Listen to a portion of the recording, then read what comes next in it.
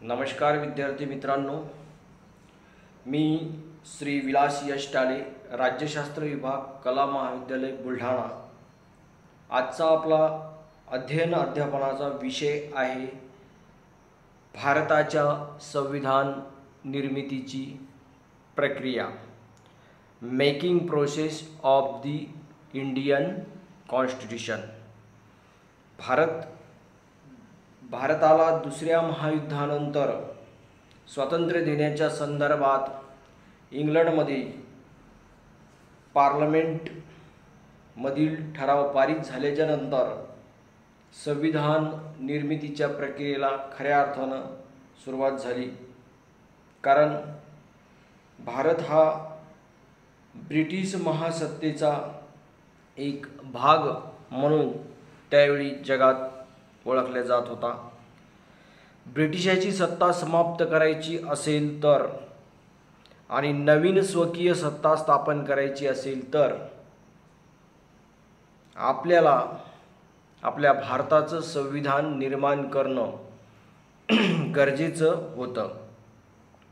त्या दृष्टिकोनातून संविधान हे काही आपोआप निर्माण झालेलं नाही।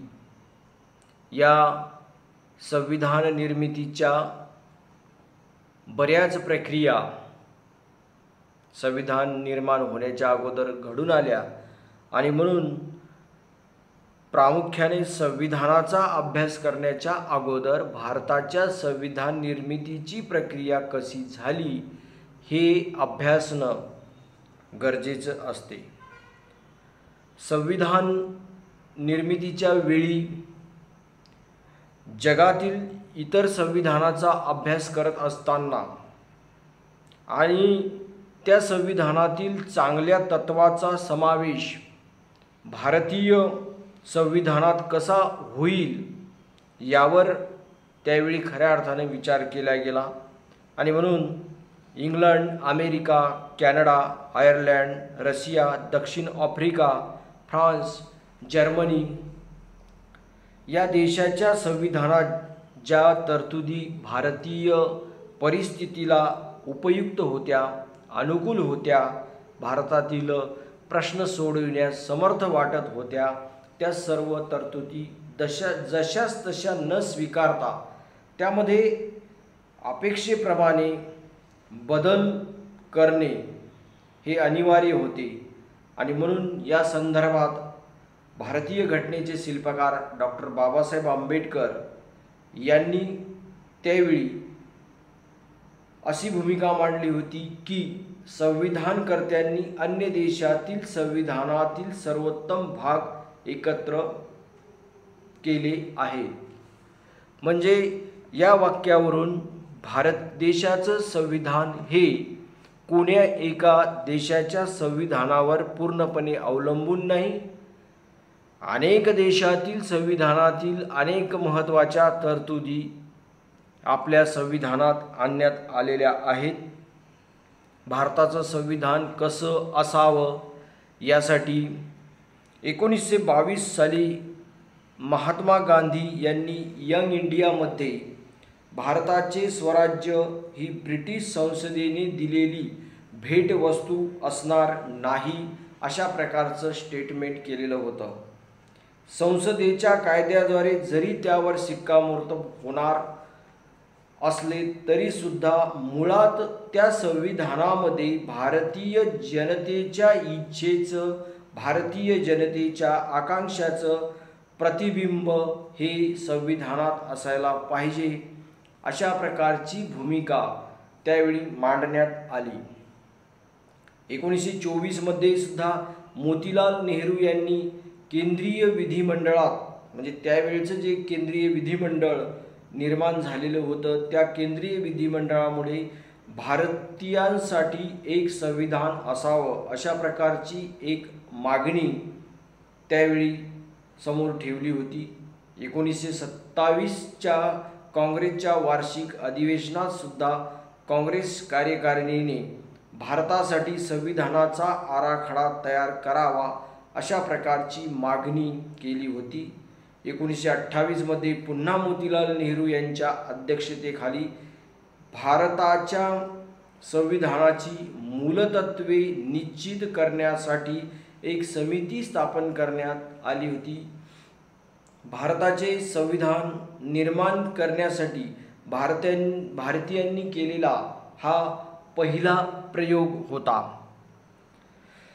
10 डिसेंबर 1929 मध्ये लाहोर येथे भरलेल्या अखिल भारतीय काँग्रेस कमिटीच्या अधिवेशनामध्ये संपूर्ण स्वातंत्र्याचा ठराव ज्यावेळी पारित झाला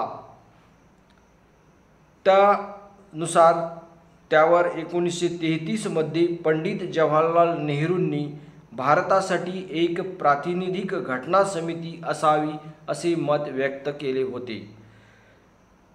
म्हणजे 1929चं लाहोरचं काँग्रेस अधिवेशन आणि त्यामध्ये घेतलेला संपूर्ण स्वातंत्र्याचा ठराव हा आपल्यासाठी अतिशय महत्त्वाचा असा ठराव त्यावेळी ठरला होता.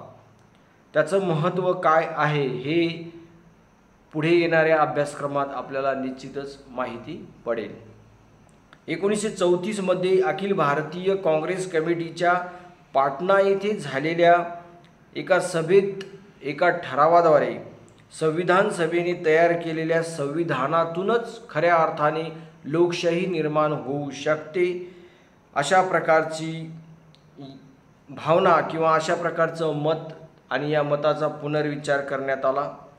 फैजपूर अधिवेशन 1936 मध्येही याच प्रकारानं संविधान निर्मिती करण्यासाठी घटना समिती असावी यावर चर्चा झाली आणि 1940 मध्ये ब्रिटिश सरकारने प्रथमतःच ऑगस्ट घोषणेद्वारे भारतीय संविधान निर्मितीसाठी संविधान समिती असावी असे अप्रत्यक्षपणे मान्य केले.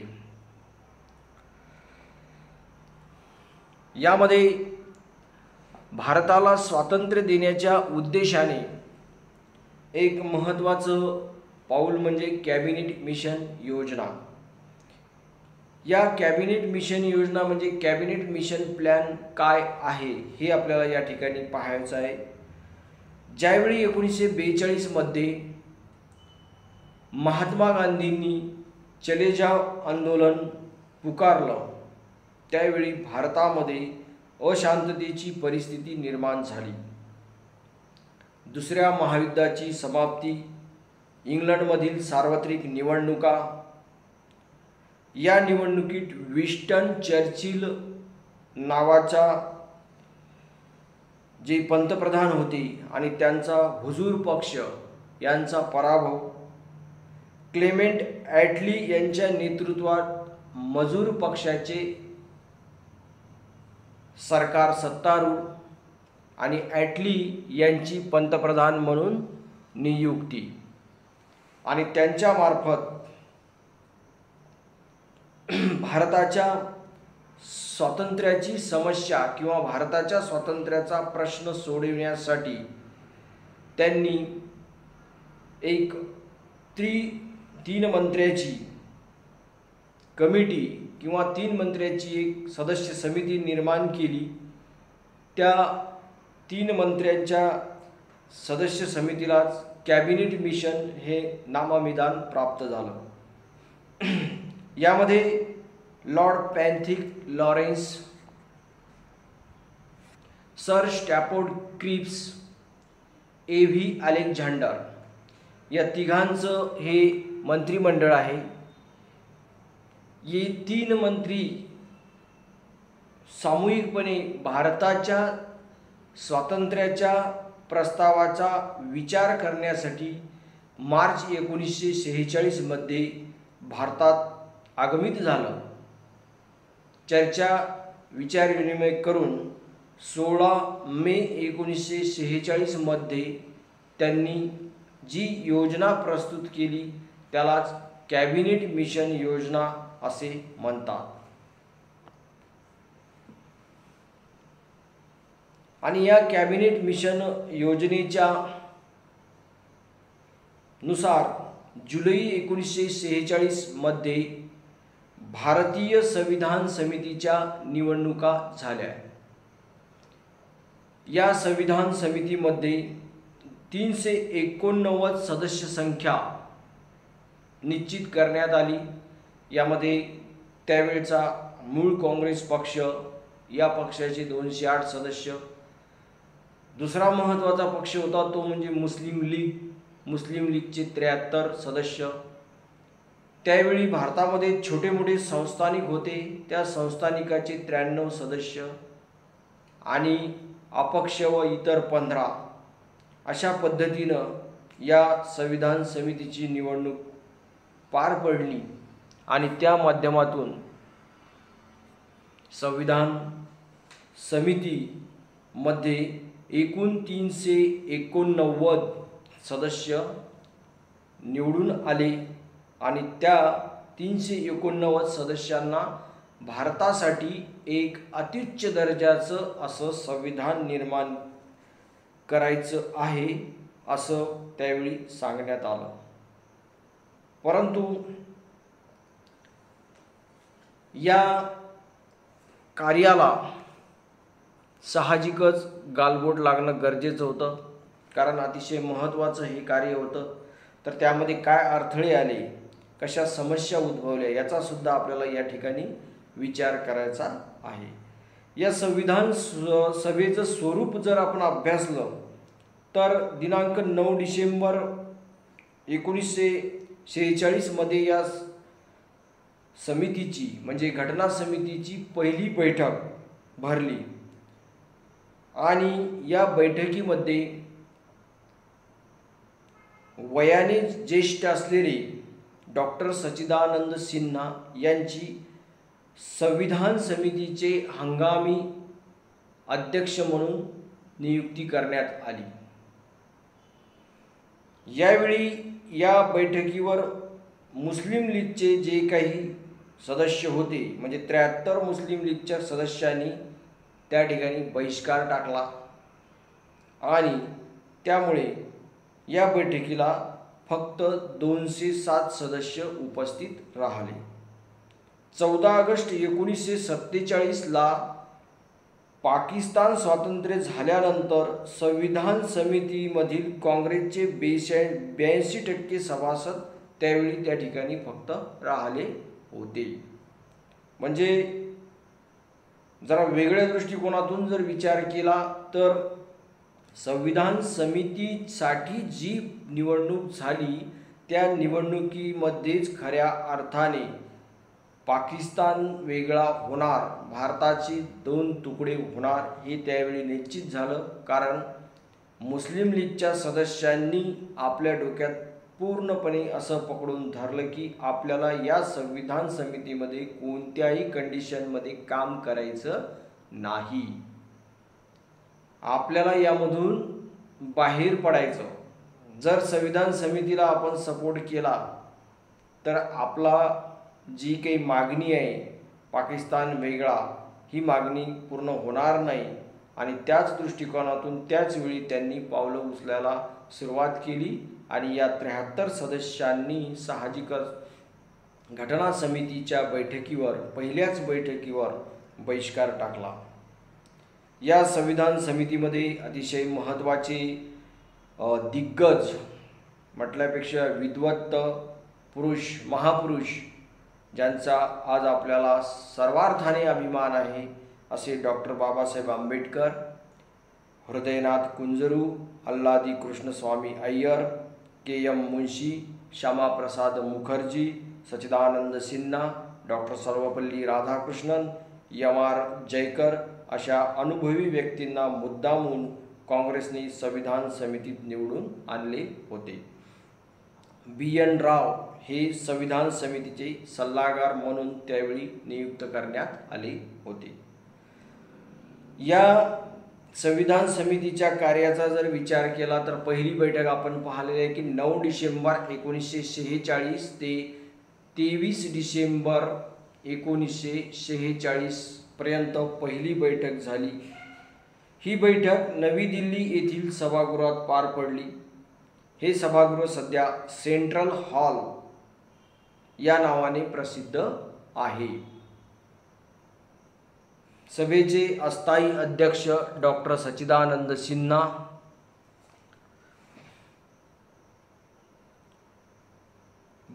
आणि या बैठकीदरम्यान 11 डिसेंबर 1946ला डॉक्टर राजेंद्र प्रसाद यांची संविधान समितीचे स्थायी अध्यक्ष म्हणून निवड करण्यात आली. या सभेला आपण पाहिलं की 207 सदस्य उपस्थित होते. मुस्लिम लीगच्या सर्व सभासदांनी सभेवर जरी बहिष्कार टाकला तरी संविधान समितीचं कामकाज थांबलेलं नव्हतं. यानंतर संविधान समितीची दुसरी बैठक, अतिशय महत्त्वाची बैठक 20 जानेवारी 1947 ते 25 जानेवारी 1947 पर्यंत चालली.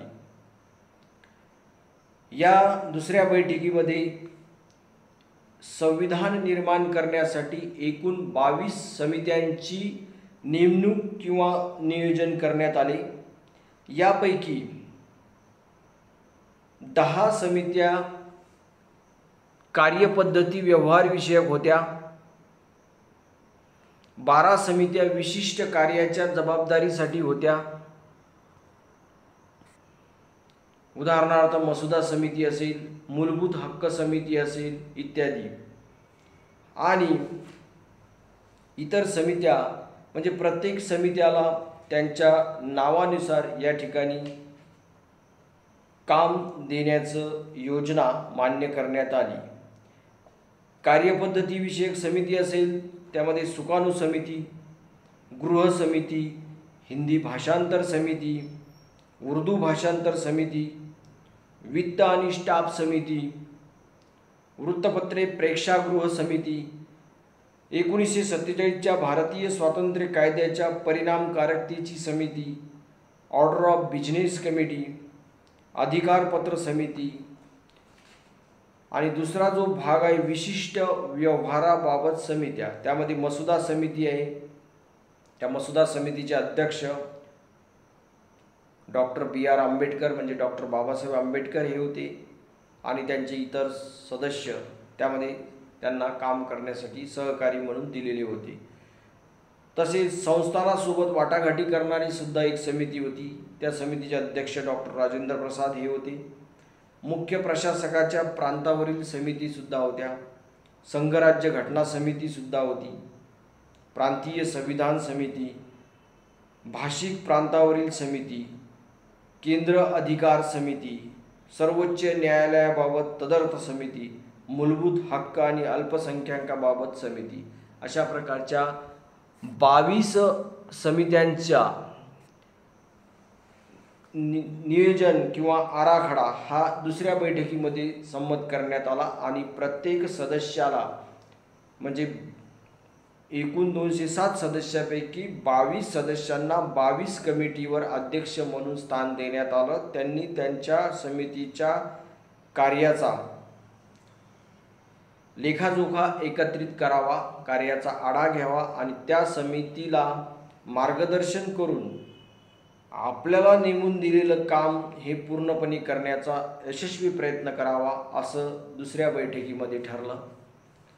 बैठक तिसरी 22 एप्रिल 1947 ते 2 मे 1947 या दरम्यान ही तिसरी बैठक संपन्न झाली. या अधिवेशनात किंवा या बैठकीत संविधान निर्मितीच्या कामाला प्रत्यक्षात सुरुवात झाली. म्हणजे आज जे संविधान आपल्यासमोर निर्माण झालेलं आहे त्या संविधान निर्मितीचं प्रत्यक्ष काम हे संविधान समितीच्या तिसऱ्या अधिवेशनात किंवा तिसऱ्या बैठकीत सुरू झालं.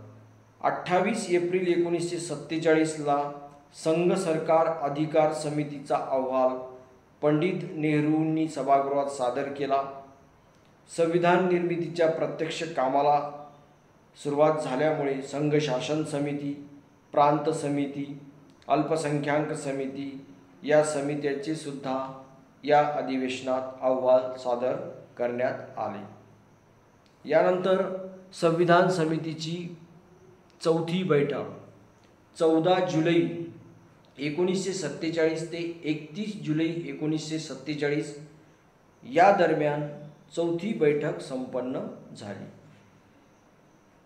स्वातंत्र्य मिळण्याआधीची खऱ्या अर्थानं ही शेवटची बैठक समजली जाते.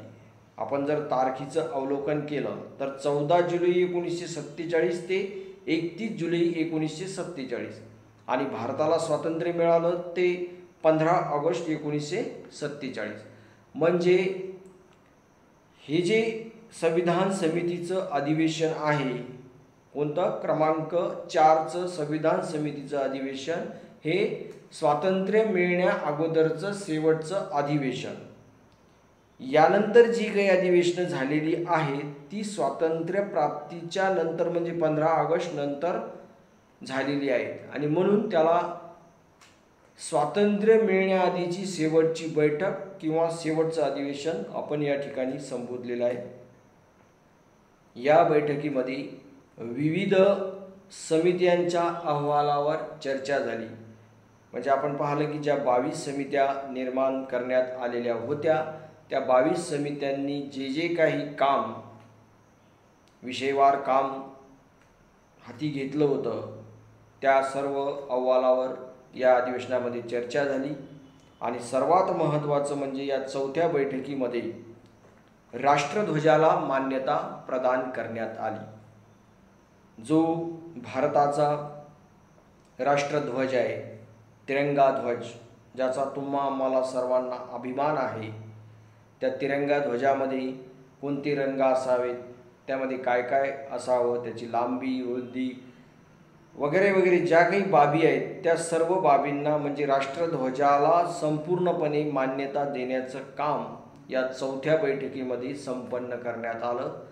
या दृष्टिकोनातून सुद्धा या 4थ्या बैठकीचं महत्त्व हे अनन्यसाधारण आहे की ज्या तिरंग्याचा अभिमान सर्वांना आहे, ज्या तिरंग्याकडे पाहून आपण खऱ्या अर्थानं आपली छाती भरून येते, त्या तिरंग्याची निर्मिती किंवा त्या तिरंगा ध्वजाला मान्यता देण्याचं काम या 4थ्या बैठकीमध्ये संपन्न झालं.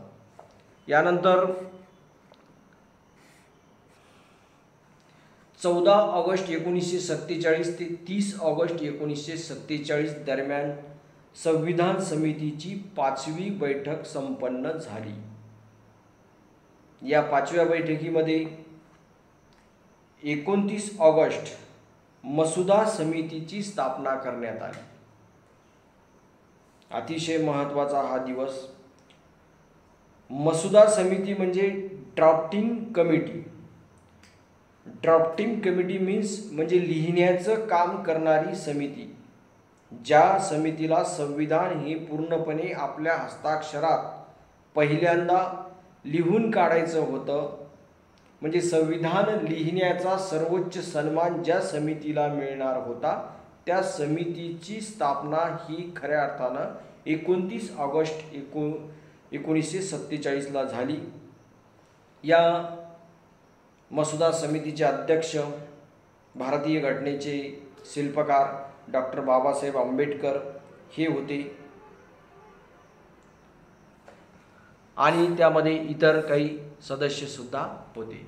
त्यामध्ये K M. Munshi, N. Gopalaswami Ayyangar, Alladi Krishnaswami Iyer, Mohammad Saadulla, N. Madhavrao, T. Krishnamachari, D P. Khaitan आणि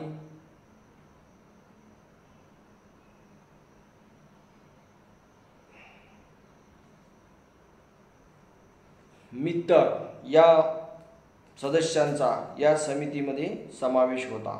डी.पी. खेतान यांचा 1948 साली मृत्यू झाला. त्यामुळे खऱ्या अर्थाने या समितीमध्ये एकूण 7 सदस्य होते. अत्यंत महत्त्वाचं काम या संविधानाचा मसुदा समितीकडे दिलेलं होतं. या समितीने संविधानाचा ड्राफ्ट म्हणजे मसुदा तयार केला.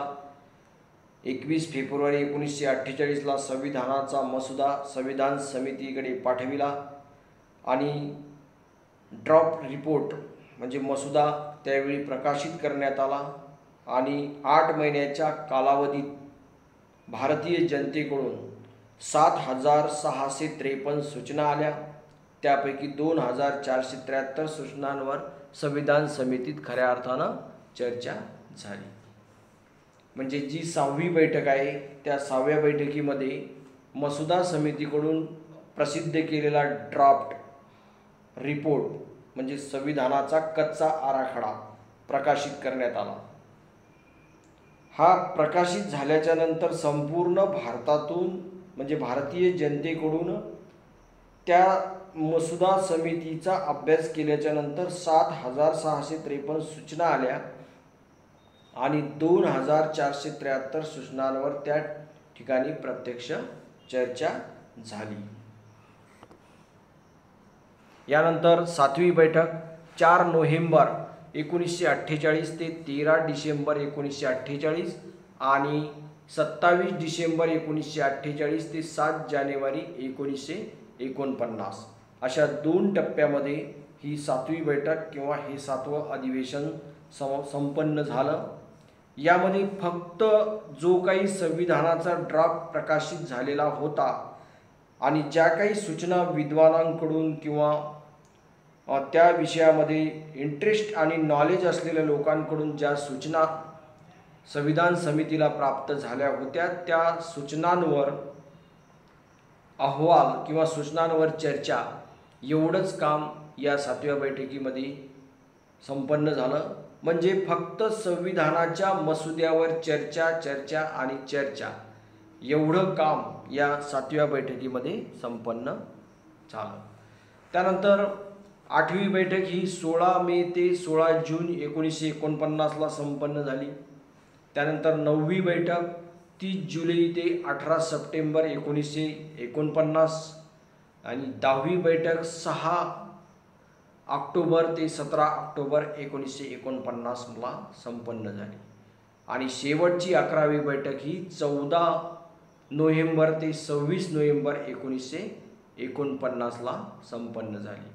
या सर्व बैठकांमध्ये या सर्व अधिवेशनांमध्ये संविधान मसुदा वाचन आणि संविधानावर चर्चा, संविधानावर अभिप्राय, संविधानावर भाषण या सर्वांना मुक्तपणे यामध्ये भाग घेऊन चर्चा आणि संवाद साधण्याची वेळ उपलब्ध करून देण्यात आली आणि शेवटी 26 जानेवारी 1949ला भारतीय संविधान समितीचे अध्यक्ष डॉक्टर राजेंद्र प्रसाद यांनी त्या संविधान समितीवर स्वाक्षरी केली आणि भारतासाठी एक अत्युच्च संविधान त्या दिवशी खऱ्या अर्थानं तयार झालं।